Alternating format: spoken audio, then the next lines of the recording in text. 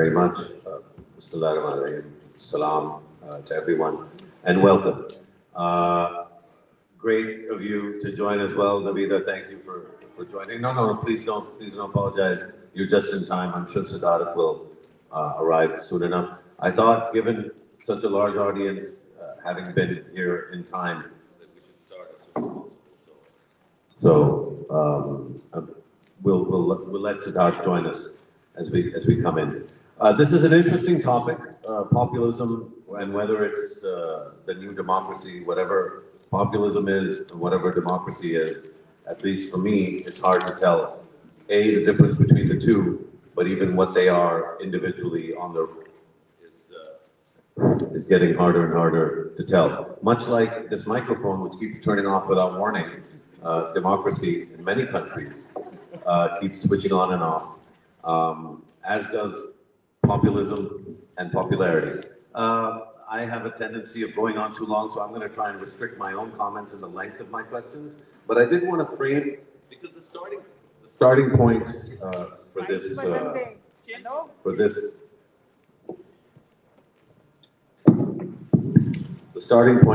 this conversation is populism. और इस तरह के discussion में, let me on the language issue, क्योंकि मुझे तो बल्कि मुझे ज़्यादा खुशी होती है कि हम उर्दू में बात करें और मेरी टुटी-फुटी पंजाबी में मतलब गल करा के और भी मैंने मज़ा आता है, लेकिन इनसे क्योंकि बाहरों लोग आए ने साढ़े गेस्ट ने सारे जड़े उर्दू या पंजाबी नहीं समझ सकते बोलते, so we're gonna conduct the conversation in English, and I'll try my best to kind of weave in and out. So with that caveat or that intro, and I don't need to introduce the panel. Everyone on the panel is both highly regarded and reasonably well known for being brave and taking on positions that seem right. They're not scared of the large crowds. Neither Siddharth, who's not here, Naveeda I don't know as well, but she's an academic that studies a country that is very similar and in some ways very different from ours and studies topics that are very contentious. I've seen Audrey have to deal with trolls that are worse than the trolls that I have to deal with, much, much worse. My trolls are my brothers and sisters. Hers are a different nature. And then, of course, Pervez Hoodbhoy, who's been right about a lot of things for a long, long time. Whether we disagree with him in the moment or not, he continues to unwaveringly express the realities as he sees them. So I think it's a great panel, and this topic is a great topic. But I'm going to frame my questions the way I see them, and they will not be popular amongst this group. So I'm pre-warning that you won't like my questions, but hopefully maybe you'll like the answers. Dr. Saab, I'm a little bit confused when I look at young people, the kind of people that come to Think Fest and literary fests, the kind of people that love you. You know, I kind of love you, but other people love you big. I look at these people and I'm very confused because the only thing standing between a 30-year populist wave in Pakistan, for example, would start, of course, with the next version of Imran Khan, and it would end with something between Saad Hussain Rizvi and something that we don't quite know, but that's borderline Taliban. That's what populism is going to deliver in this country. And the only thing standing between that populism and us is the Pakistan army. And yet every liberal in Pakistan pretends that actually the problem is the Pakistan army. Bhai, aapko populism nahi pasand, aur aapko Pakistan army bhi nahi pasand. So I guess my starting point question is, why complain about populism if you know that democracy is going to deliver populism? You don't like populism, you don't like the thing that protects you from that populism, which in this country is not the Constitution, it's the army. And you also like democracy. There's a lot of contradictions here. So I'd like you to help us resolve some of these contradictions. Dr. Hoodbhoy.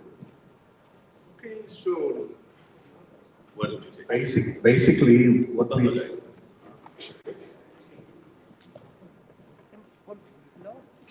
basically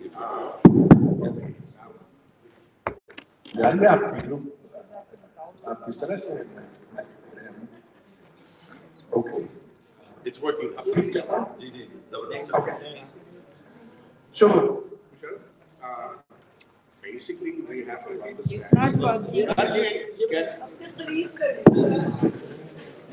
जैसे जो काम नहीं करे वो मैं collect कर रहा हूँ ये हमारे प्राइम मिनिस्टर्स की तरह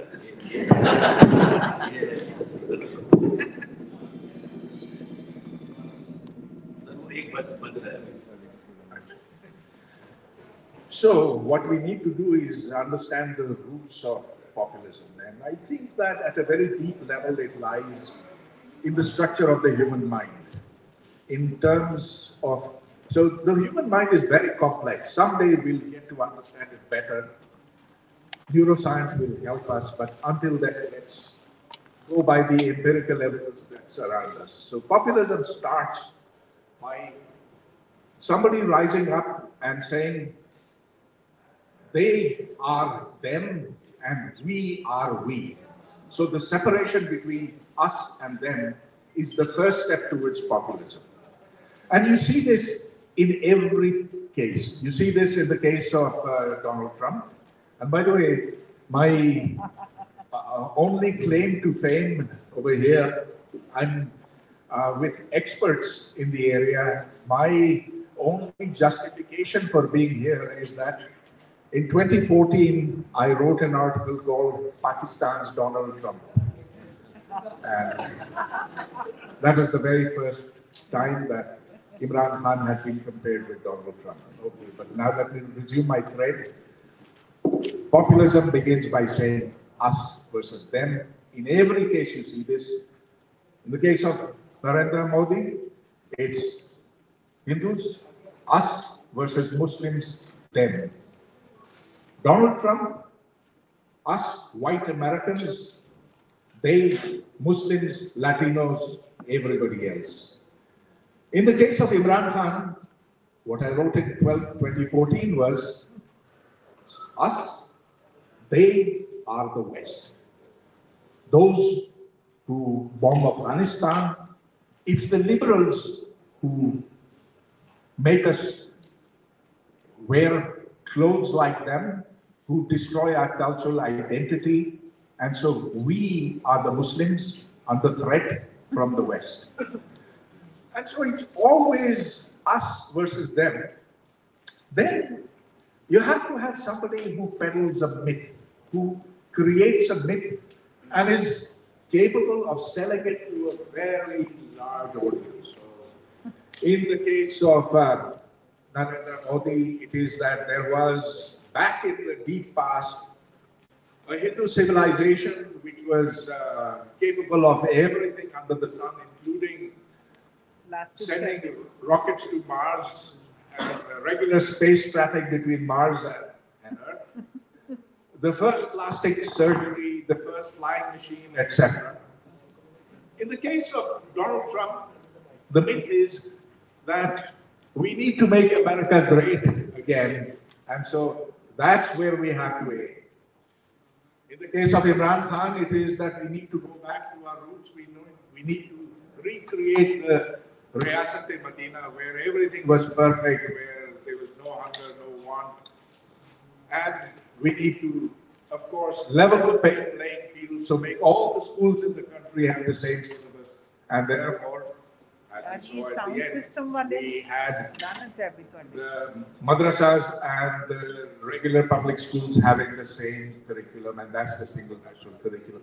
So that, I think, is the essence of it. And in all of these cases, it's bypassing democracy. Now, we saw that Donald Trump didn't believe in the institutions of American democracy. We saw that in the attack on the American Capitol. In the case of Narendra Modi, we saw how riots were engineered, how the Supreme Court was manipulated. And ditto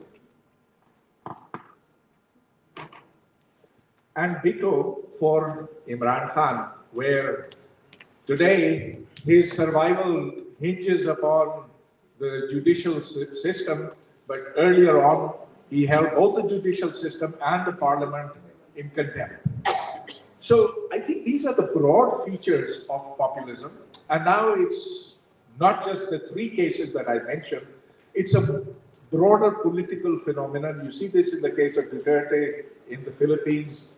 You see this in the case of Hungary, Orban, etc. And so we are in a very different stage of human history where liberal democracy is being threatened by populism. I'll stop over there so that we can then proceed onward. Well, I'll come back to you because you didn't really answer my question, but that's fine. I'll repeat the question. But Audrey, I'll just go in order, and it's great to have you, Siddharth. I started with, I tried to provoke Dr. Hoodbhoy, but he didn't take the bait. I asked him what his problem was. If the army in this country protects us from populism, then we should.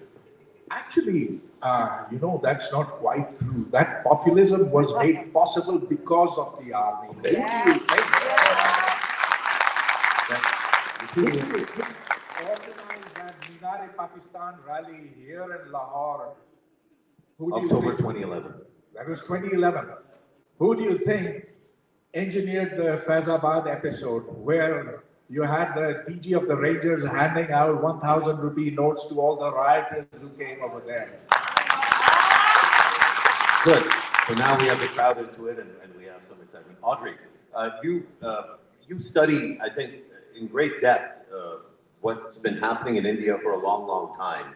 And I guess maybe the way that Dr. Hoodbhoy described it, it's this us versus them phenomenon, but the us versus them has been there. This attempt in India, for example, and I'll ask Siddharth to speak more about this, that stuff has been around for 100 years. So what is it about now that is unique or different? Why are we talking about populism now? Clearly, we're talking about it because democratically, these are the people that are winning elections. It may be true that whether it's in India or in other places, there is some deep-seated, what is it called, the deep state or the establishment or the uber elites in this country. It's military, but every country has a version of this kind of power, maybe varying degrees of ability to exercise that power. There was an establishment in the United States that enabled Donald Trump. So before, this didn't happen, and now it's happening. What's this change that took place? Maybe, I don't know when it happened, maybe you can tell us, but it feels like something changed in the mid-2000s. And since then, we've been on this kind of roller coaster that's only going one way, that is up, up, up, and up. And we're waiting for the fall. And maybe we're waiting for something that won't happen. So what's changed?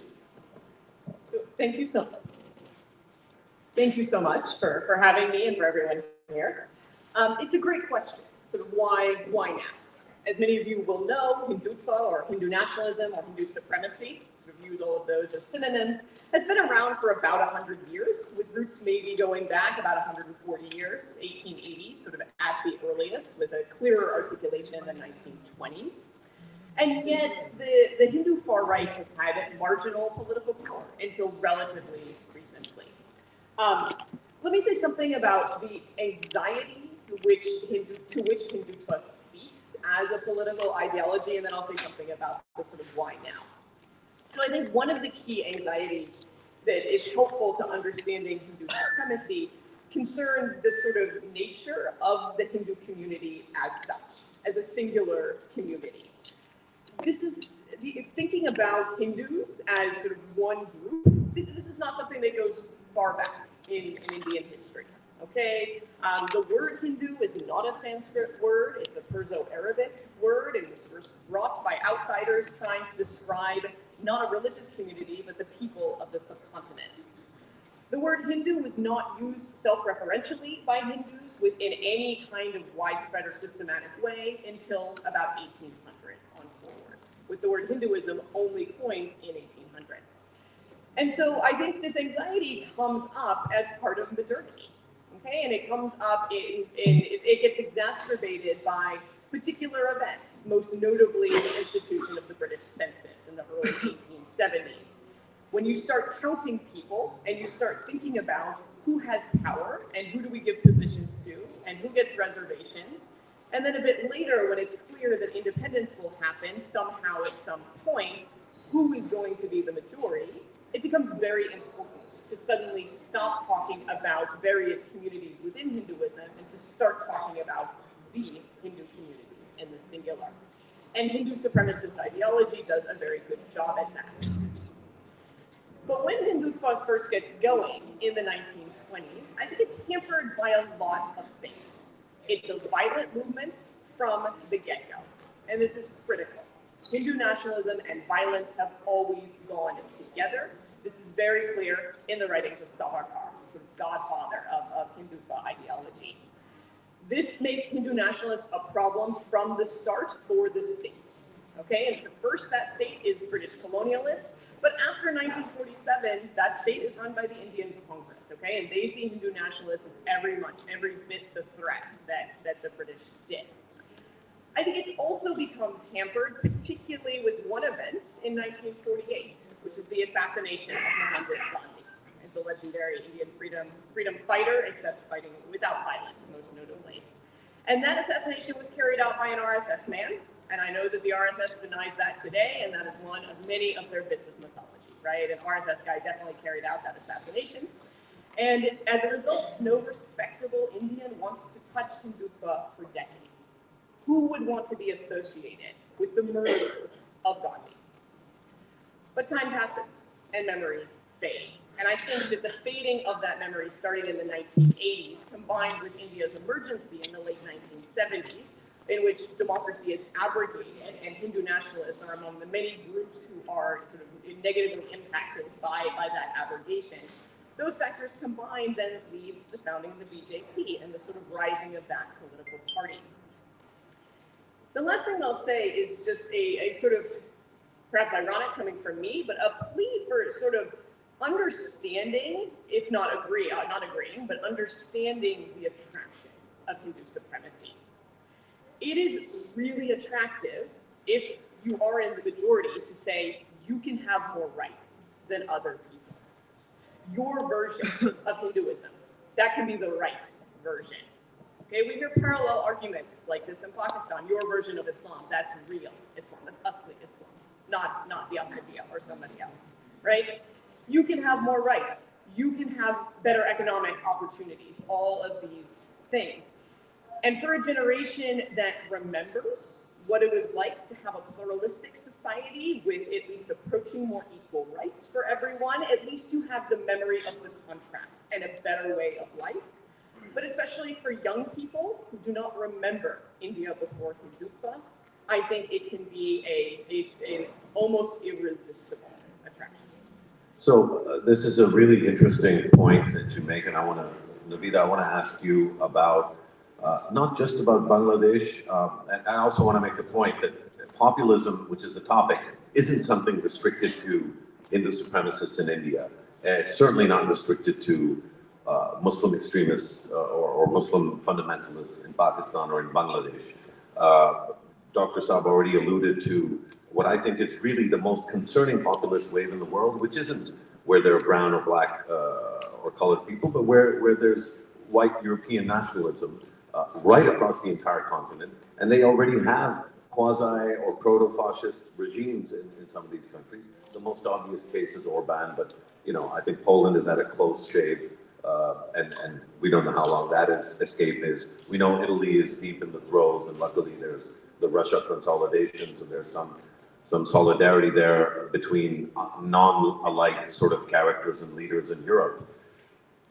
This idea that populism is necessarily associated with one type of ideology, which is religious or identity-based, doesn't really play out in reality. There are other kinds of populism that aren't necessarily religious or ethnic or linguistic.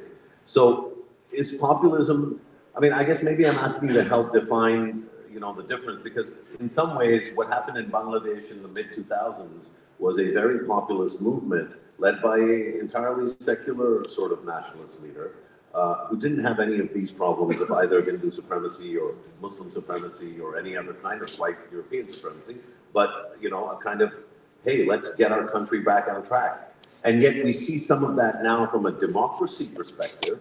A lot of the people that celebrated that emergence are now not celebrating it. So how does this all work? Okay, first of all, I should put in a caveat to say I'm an anthropologist of climate and of environment. So I think it was a little sleight of hand to put me on this panel to talk about populism. But I think my place here is to ponder the situation of populism from the perspective of Bangladesh, which is where I do my field work. As an anthropologist of Bangladesh, of trying to think about how Bangladesh fares in the region, but also within international climate negotiations, I've had an opportunity to really look at how our ruling party operates at many different levels. If you're thinking about the Awami League, which just recently won elections, with having taken something like 250 or 230 seats out of the 300, you can see that it has a quality of the populist in the way that they come in, winning elections, having taken all seats and claiming 50% participation. So in a way, they don't even have to support that with actual numbers. They know that people in Bangladesh will just simply take those numbers, right? So it's a very different kind of populism than the populism we here talked about in the context of India or even in Pakistan. It's one that uses electoral policy, electoral democracy to keep perpetuating itself, right? And so as an anthropologist, having lived in particular villages in Bangladesh, in really, really remote parts of Bangladesh, what I've had an opportunity to see is just how deep the roots are into the village structure, right? So it isn't simply about calling in the masses, showing up in the streets of Dhaka, and also rounding people up for votes. It's about a steady building of party alliances down to the very household at the village level, such that when you have something like this election, you can count on there not being a groundswell of discontent or a resistance, right? So at that level, when you have a Awami League operating in villages, you can see how it is that, for example, the Bangladesh Nationalist Party, which used to be the leading opposition till about 5 or 7 years ago, you can see how it is that dismissal of an opposition happens, again, not at the national level, not in the streets of Dhaka, but it happens on an everyday level within village life, right? Such that when BNP doesn't, get to be involved in elections, there isn't enough BNP organizing at that ground level to be able to protest, right? So we're talking about a kind of populism which is absolutely sort of rooted in institution building, right? And if you think about the usual sorts of ways in which populism is talked about, it's seen as something that privileges people's will, popular sovereignty, and is extremely derisive or extremely contemptuous of the sort of institutions that you associate with liberal democracy, right? Whereas in the context of Bangladesh, what you see is how the very architecture of liberal democracy is well mobilized by the government in order to ensure its perpetuation and to ensure a mass kind of support for it, right? So that's just to give you a sense of like how, in response to your question about can you specify what populism is, it doesn't look the same everywhere. And how it is different from the various examples we got from Professor Hoodbhoy. And so I don't know if that's... No, that's a fantastic response. I want to just quickly follow up before I sort of ask Siddharth, a question about India. Is there a risk with and I'm going to pretend that I'm Bangladeshi and I have to go back to Dhaka, so I'm going to choose my words carefully. Is there a risk that the robust extravagance with which liberal democracy has been reshaped to suit Prime Minister Sheikh Hasina's agenda, that is creating a groundswell of unseen and invisible but mobilizing capable opposition on the fringes? Violent extremists have manifested themselves at the Paris restaurant, the French restaurant, sort of Daesh attack, which is now a while ago. But that fear, I think a lot of, at least outsiders, continue to carry this fear over Bangladesh. Is that well-founded, that there's something bubbling underneath that architecture of consensus and popular will that the Prime Minister has built? So I think this is actually an incredibly skilled leader, right? In the sense that she both plays off secular constituencies, and this is not just the elite. By and large, there is a very large secular bent to even Muslim Bengalis, right? And so she plays off their fears and puts herself forward as a, as providing a certain kind of, the army-like position in the case of Pakistan, providing some sort of a dam against the groundswell of radical extremism. But at the same time, she's been extremely skillful in the way that she's also utilized Islam, right? And so there are, at the level of villages, groups that are associated with the Awami League, but are also very much, have an Islamic agenda, right? And so as a result, I would say that it's actually not so clear. The lines are not radical versus secular. It's very much in terms of, a kind of capture of resources. Yeah. Who has it at what level? Fantastic. Siddharth, there's a tendency, I think, and probably an expectation that anybody reasonable from India will come to a conference like this and basically, there's a bit of that that's already happened. We kind of gang up on, the manifestation of what its proponents call Hindu nationalism, and what somebody like me as an outsider calls Hindu supremacist ideology. But whatever an outsider like me calls it, what I'm really wondering is what is the problem that Indians themselves have with this, given that Prime Minister Narendra Modi has delivered the most spectacular economic growth, sustained economic growth that India could have possibly imagined. This is a country that's already one of the largest in the world economically. It is the largest country in the world by population. It's going to be an $8 trillion economy in 2030. And largely, every reform that is fueling this change, this prosperity among the Indian people, has come from Prime Minister Narendra Modi and the deep recesses of both the RSS and the BJP. So, at some level, I wonder why an Indian would eat, why are people complaining? Why is this not something that is even more popular? I think his last poll numbers were 80+% favorable. So clearly most Indians are on board. Sure, it's not comfortable for Audrey or for maybe Dr. Hoodbhoy or for Mosharraf, but why would it be uncomfortable for Indians? I mean, this is populism working the way it should. It's delivering for the people. Masla kya hai?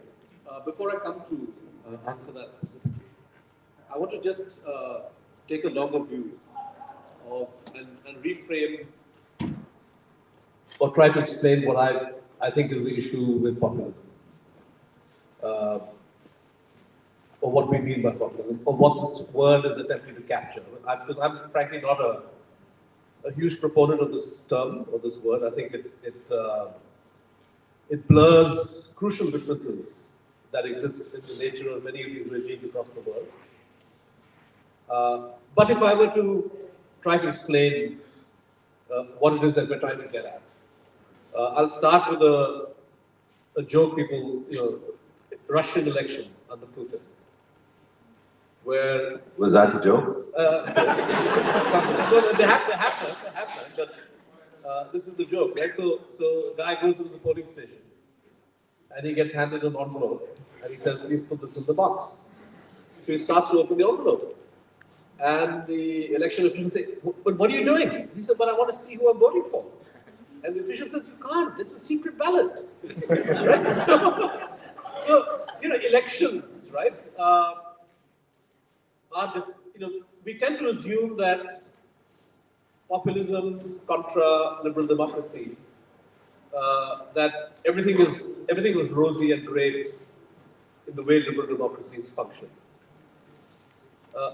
The reality is that in many countries which have had liberal democratic systems or variants of that, electoral outcomes are the product of money power, and I'm listing them in this particular order. Money power, ability to direct and control media discourse, and I would say in today's era of the last 10 years, social media discourse. Third, what my friend Heather, he introduced me to a wonderful phrase this morning, called shaping operations. It's a military term where before you attack a target, you kind of soften it up. So before elections, the powers that be engage in preparatory conduct. It may mean filing criminal cases against opposition leaders or ensuring that they don't get their election symbol or that their party is not recognized or whatever. The point is that this X factor of institutions in the country also manipulating the outcome in some way, that's factor number 3. And the fourth, of course, is popular choice. And popular choice is also a function of these first three elements, but also a sense of public disenchantment with the manifest failure of liberal democratic regimes to deliver over not just years but decades. So Donald Trump, now it's a different matter. How could people in America possibly have been fooled by the richest man in the country claiming to, be opposed to the establishment, quote unquote? Right? How do people even get taken in by this kind of stuff? But they do, because there is a sense in which you are so upset and angry at the failure of the system as it exists to deliver. You see manifest injustices, inequalities, problems in your quality of life, and you say, okay, fine, let me go for an alternative. So, in India, to come to your question, in 2014, you had the migration of big money defected from the BJP to Congress, from Congress to BJP, I would say around 2011 or 2012. 2 or 3 years before the 2014 election, big capital decided that Manmohan Singh and the Congress ain't cutting it for us. They're not delivering. Was there some manipulation of the public discourse around the role of the media? There was something called the Radia tapes, and there was a lot of... I would say that I think the Radia tapes is not manipulation.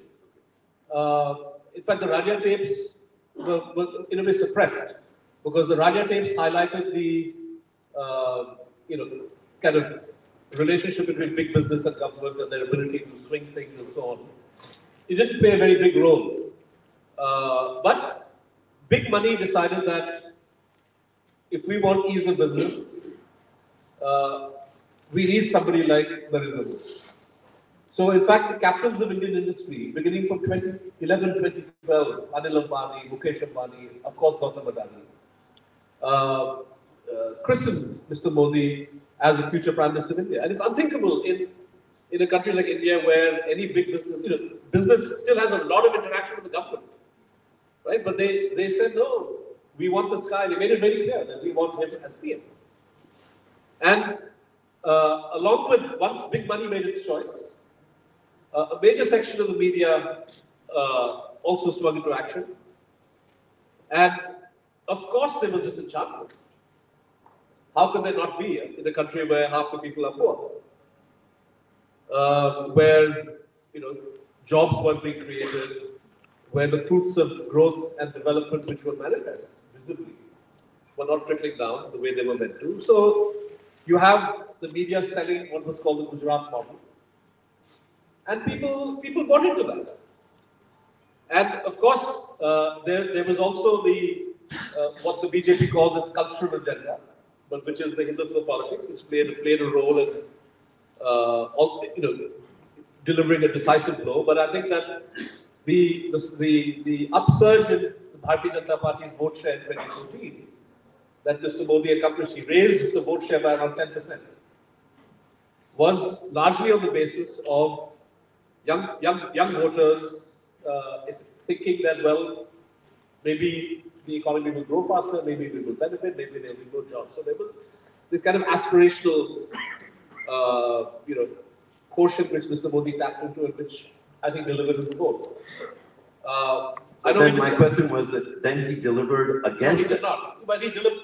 Well, the Indian growth story is not something that can be contested, is it? No, let me give you a corrective there, because I think that the fact is that I would seriously contest, and so would many economists and statisticians, that the growth record of the last 9 years under Mr. Modi is any different or necessarily better than what was delivered in the decade before, just in terms of sheer numbers, right?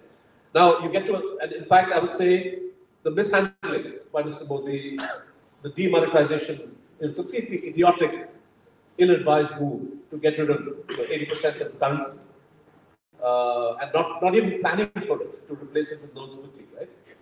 And then the botched implementation of the goods and services tax. Then you had, I would say, the calamitous mishandling of COVID. Who announces a lockdown without even preparing for transport facilities and food and emergency, provision for workers who then get chucked out of their jobs and have to walk on foot, right? So, there's been a lot of mishandling of the economy. I would say that the growth would have been much higher, but for all of these things. And I think today, yes, India is the fastest growing economy in the world, or perhaps the second.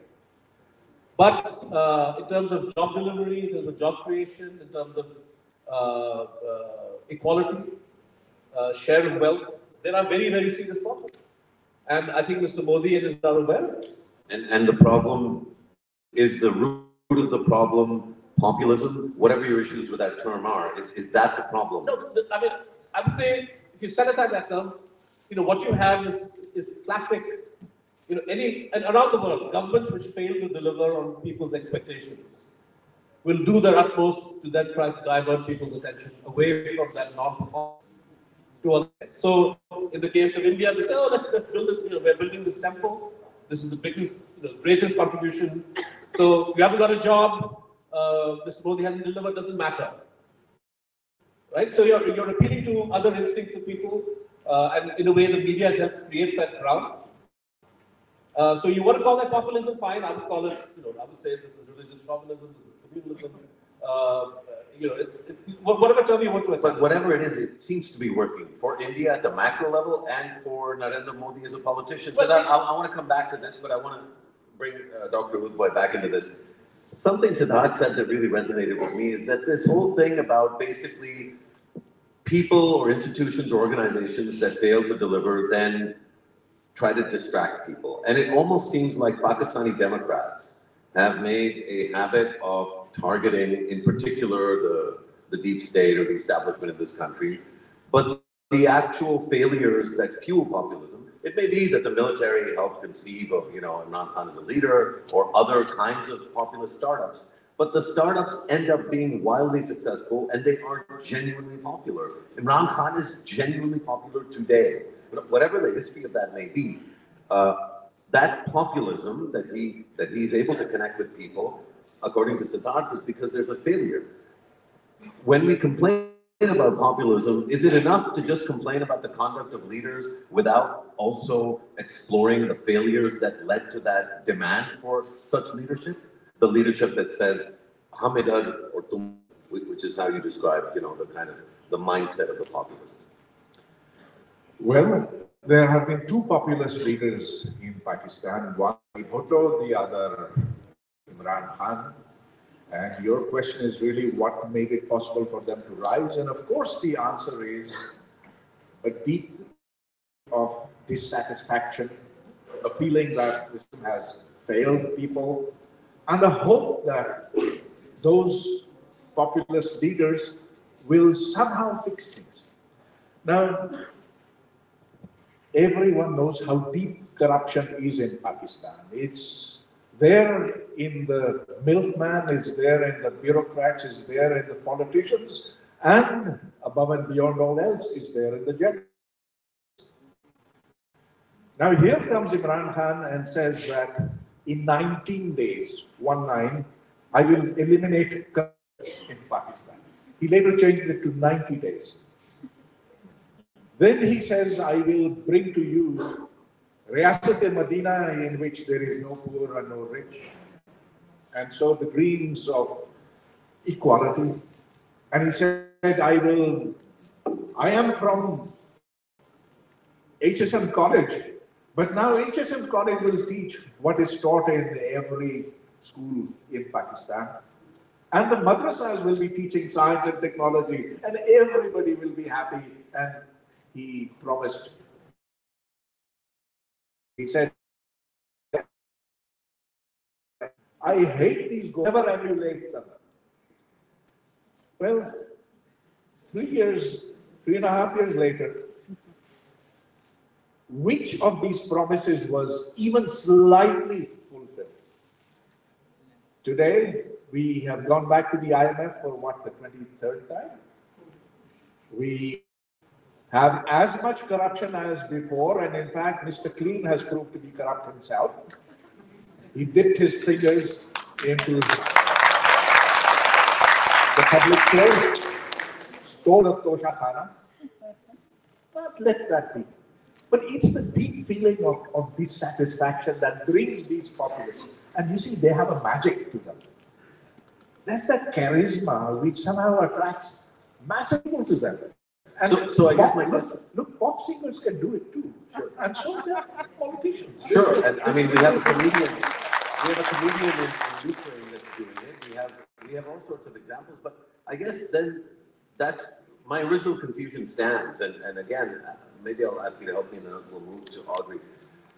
It sounds like these guys have this magic to them. There's these pre-existing failures, and obviously we're not happy about the fact that these populists become popular and become powerful.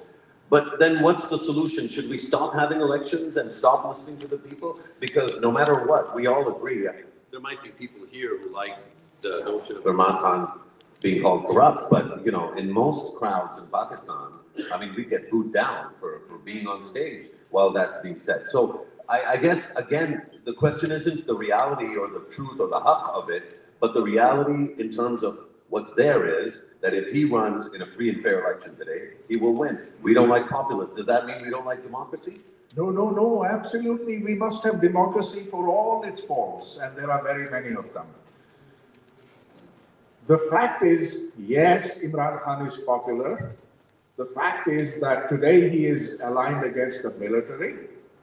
The fact is that the military has sucked the country dry. And so this puts us in a real dilemma, who to vote for. And at this point, if you were to ask me, go ahead, ask me. I'm asking. Who are you going to vote for, Dr. Pervez Hoodbhoy? January 14th, 2024. You know, I just might vote for Imran Khan. Okay. So from the ridiculous to the sublime, Audrey. I guess, you know, okay, Pakistan's a big, poor country. It's had a really sort of history. It's a new formulation. It's a very young country. And so a lot of this complexity, frankly, I mean, we beat ourselves up for it, but you guys have been around for like 200 years. I'm assuming you're American? Yes. Awesome. So you guys have figured everything out. You're the global superpower. Surely you don't have the kind of deep poverty that the Indians have, which is why they needed Modi, or that we have, plus all the other problems we have, so we need Imran Khan. What was the compulsion for you guys needing Donald Trump to make people feel better?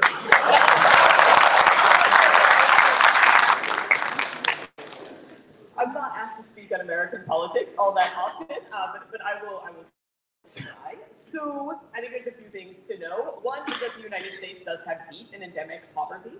Okay, it doesn't look quite as it does here, but especially in the American rural South, we have houses without electricity, without running water. Schools are terrible. Illiteracy does continue to be a problem in America at lower levels, but it's still a huge social problem.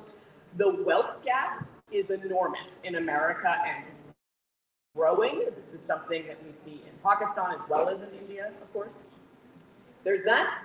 There's always, in America, racism. That's a huge thing, okay? And we clapping against racism, right?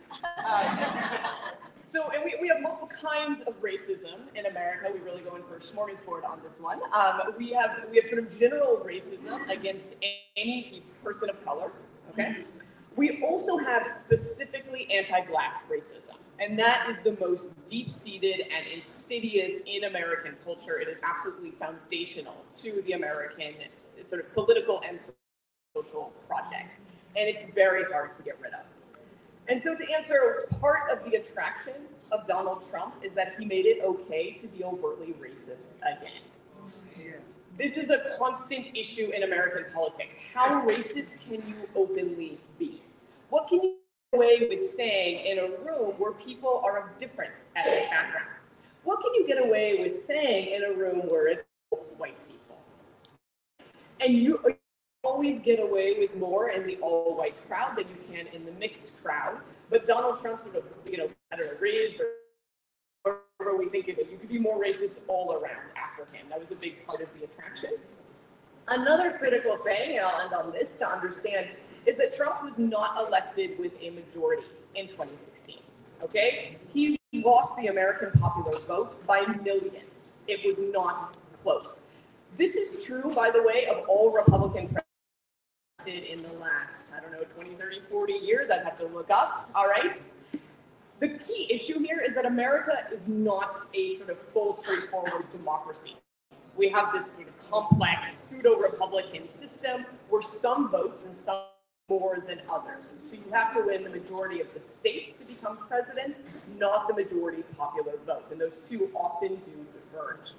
And so sort of circling back to the question of, do we just say, if people vote for it, I guess populism is the new democracy?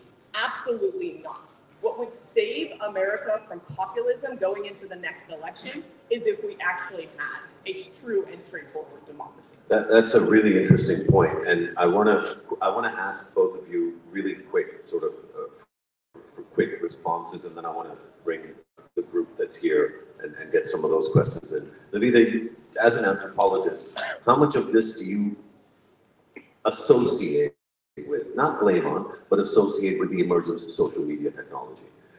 Because, a lot of it's all happening at the same time. It's happening to white Europeans, it's happening to Americans, it's happening to Pakistanis in much calmer measure, I would say, than some other places. It's happened in India.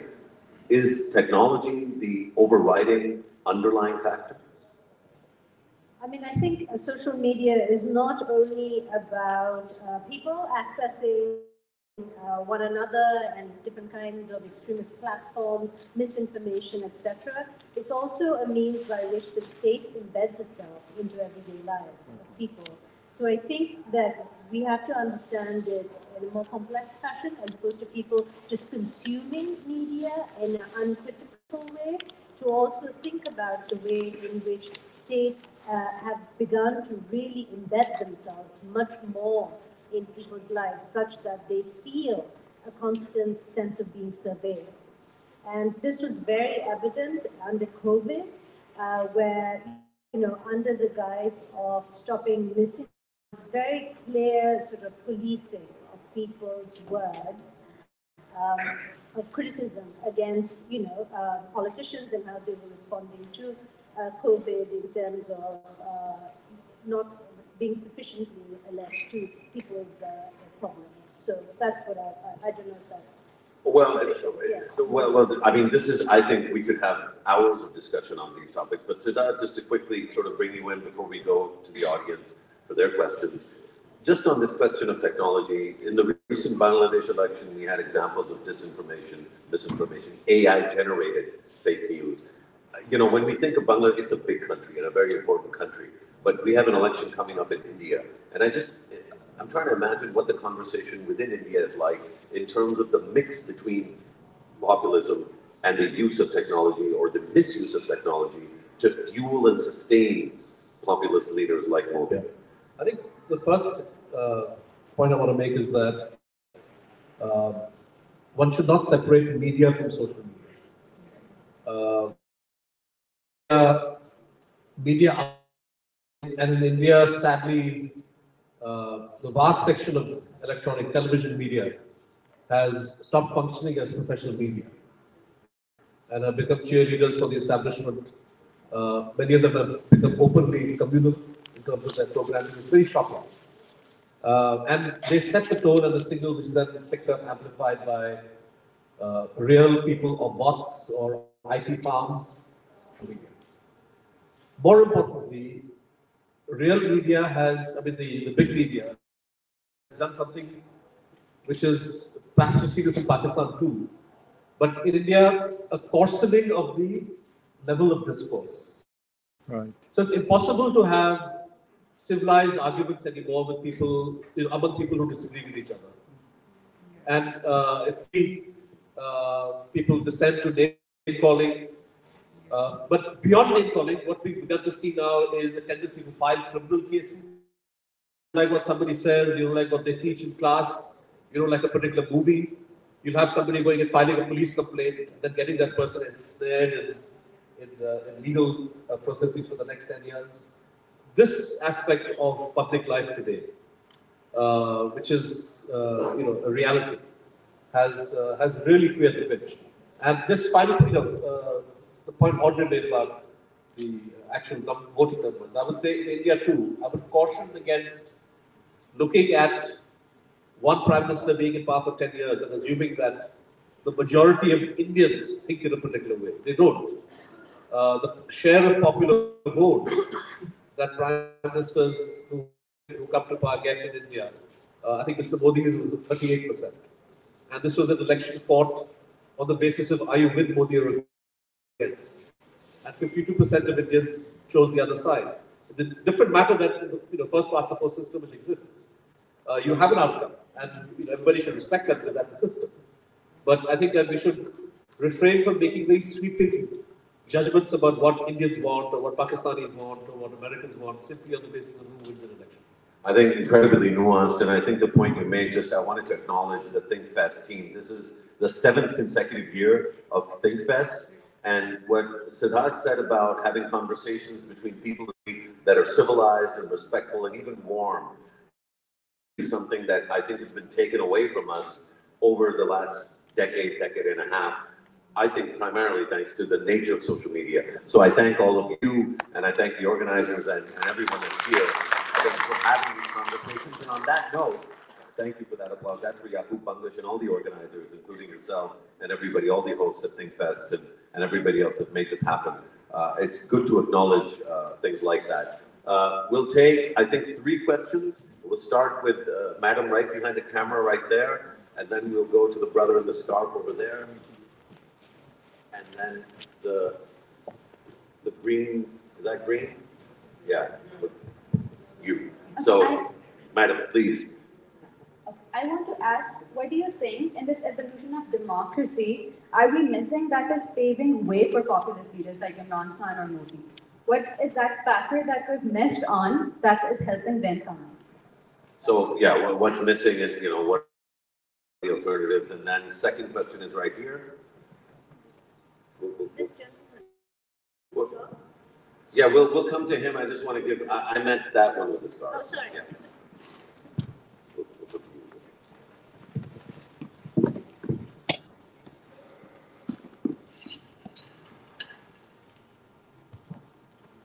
Hello. So my question is rather anthropological, so I wanted to ask, especially after the rise of social media presence, can we say that it is innate in human nature that we seek to find thrill, and which we can see through the populist leaders, especially like Imran Khan in the last, since he's been elected, especially after 2014.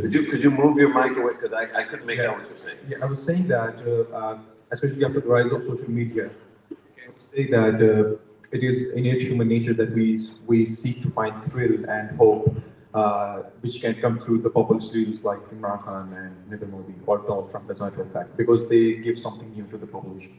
Sure, they're exciting, so that's the second question. And then the third one is over there in the back.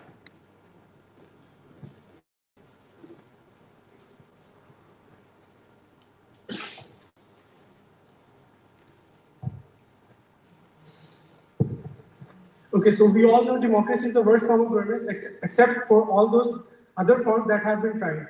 So democracy is the Hobson's choice for us.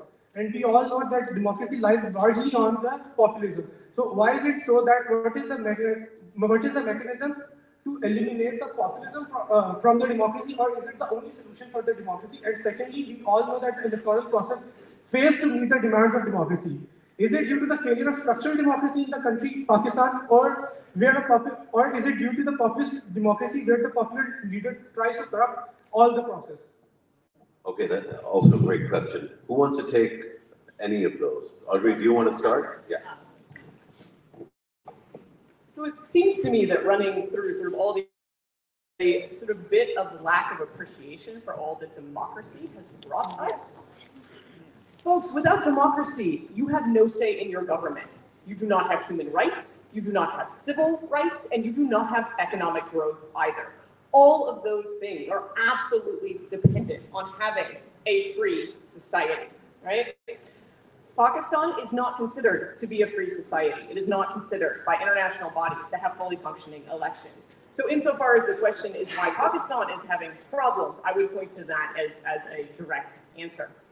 So far as sort of excitement goes and sort of why this keeps happening, I mean, I would say a couple of things. One is do not underestimate control of the media, right? As Siddharth mentioned this, we've seen this very strongly in India, and we're seeing it in the United States as well. Having control of the media, that controls what you know, that controls what you think, and the kinds of questions that you can ask, right? And freedom of the press is something that is only possible within fully functioning democracies. So far as excitement, I don't know. To me, what is exciting are things like the ability to criticize my government as much as I want, in any terms that I want, anywhere I want, and in any language I want. And for that to never be a problem for me. It will never stand in the way, hopefully, at least as America stands now, of me getting a job, or of my husband getting a job, right? My husband works for the federal government. It's not a problem for me to criticize America. That's what's exciting to me. Please. I'm also coming from the United States, teaching there, and I've actually seen something quite worrying there in terms of how it is that the discourse of anti-Semitism is used to, really press back against the criticism of one's government. And so I think that what I would like to suggest is that institutions of democracy are extremely hard fought, but extremely vulnerable and fragile no matter where they are. And so I don't necessarily think that America has a monopoly on that, right? It doesn't have a way to actually deal with the fragility of democracy, and so consequently it's something that has to be thought about and thought over all the time. Just to take that, please, Dr. Hoodbhoy, and then I'll have a follow-up question for you, Naveeda. I think Pakistan started in extraordinarily difficult circumstances for democracy to flourish because it was founded on the two-nation theory, which simply said that Hindus and Muslims cannot live together, and as a consequence of which, the structure of the Muslim League was entirely that of landlords. And just a sprinkling of capitalists. It was the other way around in the case of India, where the socialist, nationalist doctrine of Nehru was used to effect land reform almost instantly, a year and a half after partition.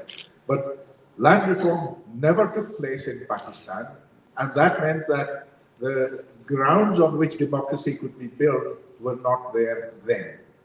However, having said that, Pakistan endured through Ayub Khan, who said democracy can only flourish in cold climates, not in the hot ones that we have here. In spite of Ayub Khan, still we then had a period of democracy, and that was the election of Zulfikar Ali Bhutto, which was the only meaningful election in Pakistan's history, and democracy was on the way towards getting establishment. Although the winner of that election was denied his rightful place as Prime Minister. Absolutely, I completely agree with you that democracy was negated by his refusal to acknowledge Mujibur Rahman as the most popular man in Pakistan. But still, democracy has survived. Today, we are going to have elections. Those are going to be rigged elections. They are. But it's better to have rigged elections than no elections at all. We saw the age of Ziaul Haq. We saw people being whipped and chained and flogged in public. We don't want that to happen. And the only way is to keep democracy going. Siddharth, before you respond, because I know there's a couple of questions, but I just want to ask you to respond additionally to and I'll ask you guys to respond as well, but Audrey said something similar, and Dr. Hoodbhoy said something similar. This idea somehow that, democracy is innately good and that's how good things come to the people might be contested in China, which has had the best, uncontestedly the best economic growth in the world over 4 decades. And women in Saudi Arabia would say, who needs elections? In the last 7 years, complete transformation in Saudi Arabia, no elections, no democracy. So this idea, I do think it's important to contest this idea of some innate God-given quality that the word democracy has, when in countries like India and Pakistan and Bangladesh, it has not delivered to the people. And there are plenty of examples where without democracy, it has delivered. So how does that fit into this conversation about democracy? No, that's a good question, but I think that there are lots of counterfactuals involved here. Would the Chinese people have been even better off if they had truly representative government? I think they would have been. And I think that would the people of India have been better off with a dictatorship, open dictatorship? I think we would have much worse. Because that would have reinforced all the negative aspects of governance that we see today. And brought none of the positive aspects. So I think that, to me, the most important element is not the question of whether a system delivers or not delivers, but the question of individual freedom, right? Because you can't separate democracy at the systemic level from the fundamental human right to have freedom of conscience, freedom of thought, freedom of assembly, freedom of speech, freedom of the press. You take that away, what's the value of life? What's the value of living?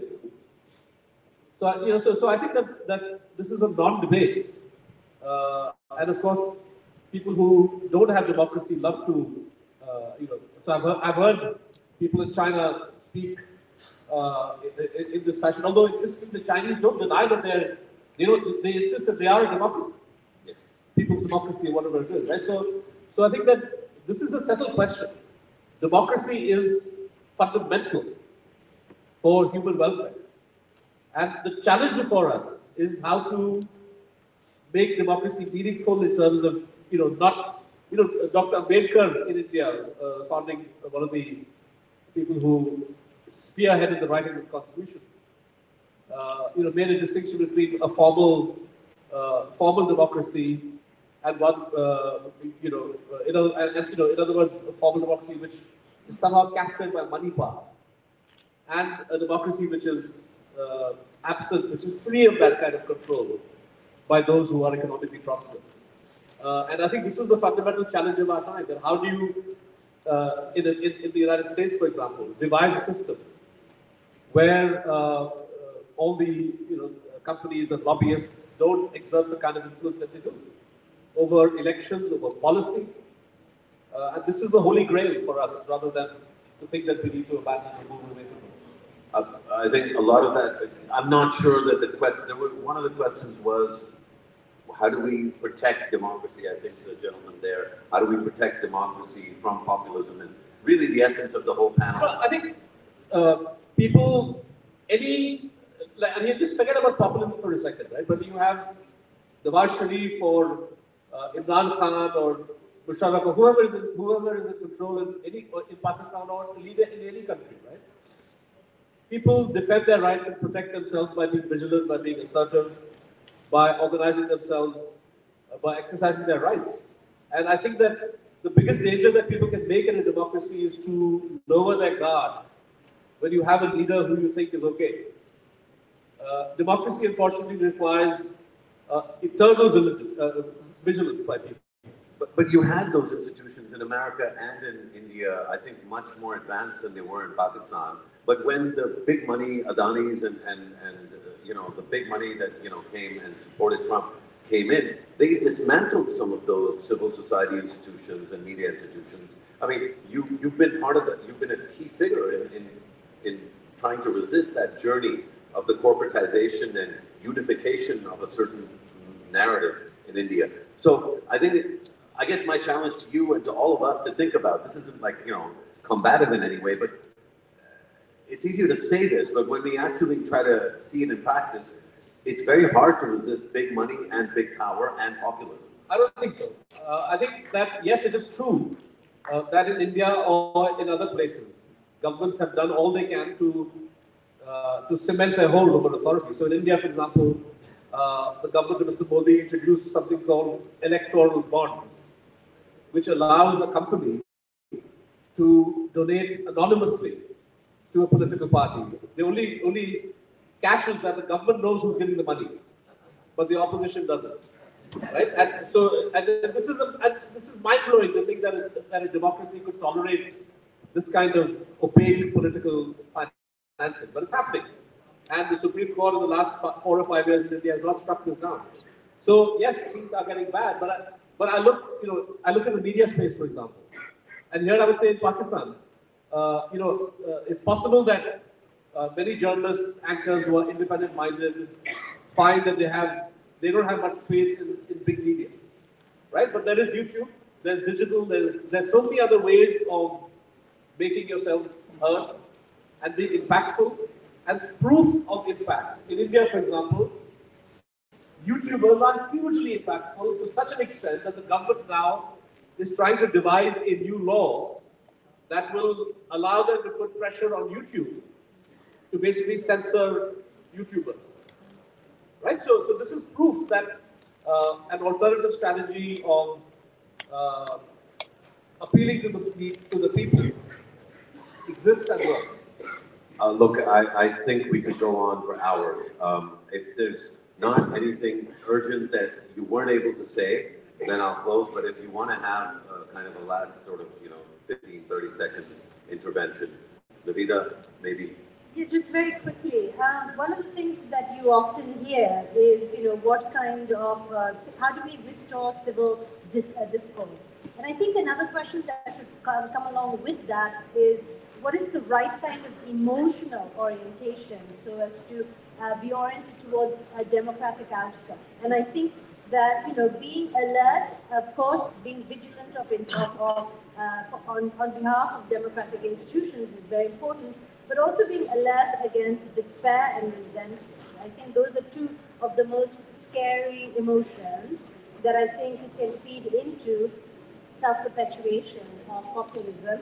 And so how is it that one can affect a politics which is not hopelessly or naively optimistic, but has a sort of tragic notion of the world, but is still pessimistically optimistic?